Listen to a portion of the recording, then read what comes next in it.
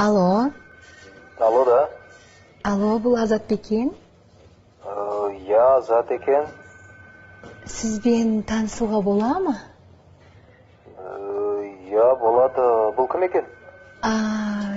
Сіздің қазір қолыңыз бос па? Бос, я. Кездесуге қалай қарайсыз? Болады, я. Қалтаңызда 20 000 теңгедей ақша шығады ма? Я, шығады. Қайда кездесеміз, қайда бару керек? Байтұрсын көшесі 12-ші үйге келе аласыз ба? Я, келе алам. Ол жерде не бар?